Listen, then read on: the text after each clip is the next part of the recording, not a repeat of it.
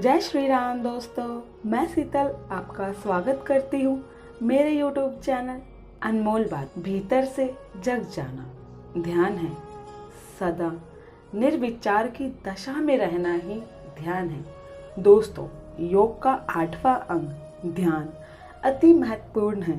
एकमात्र ध्यान ही ऐसा तत्व है कि उसे साधने से स्वतः ही साधने लगते हैं, लेकिन योग के अन्य अंगों पर यह नियम लागू नहीं होता।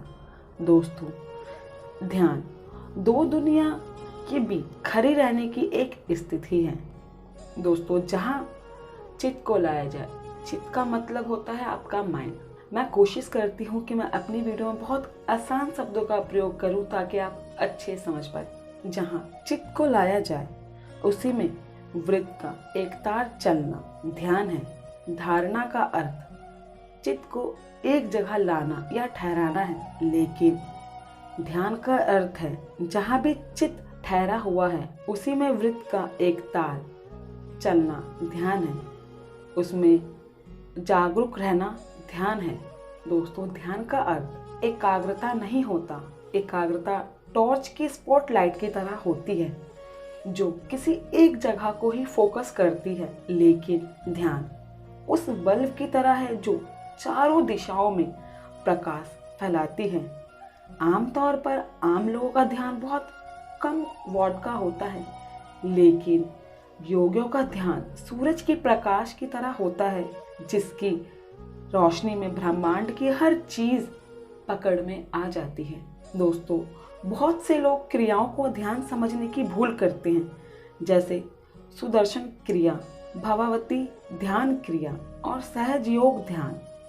दूसरी ओर विधि को भी ध्यान समझने की भूल की जा रही है। बहुत से संत, गुरु या महात्मा ध्यान की तरह तरह क्रांतिवीर विधियां बताते हैं, लेकिन वह यह नहीं बताते कि विधि और ध्यान में फर्क है। दोस्तों, क्रिया और ध्यान में फर्क है। क्रिया तो साधन है, संध्या नहीं। दोस्तों, आंख बंद करके बैठ जाना भी ध्यान नहीं है। किसी मूर्ति का स्मरण करना भी ध्यान नहीं है। माला जपना भी ध्यान नहीं है। अक्सर यह कहा जाता है कि 5 मिनट के लिए ईश्वर को ध्यान करें, यह भी ध्यान नहीं है। सिमरन ध्यान है, क्रिया से मुक्त, विचारों से मुक्त। दोस्तों, हमारे मन में एक साथ असंख्य कल्पना और विचार चलते रहते हैं।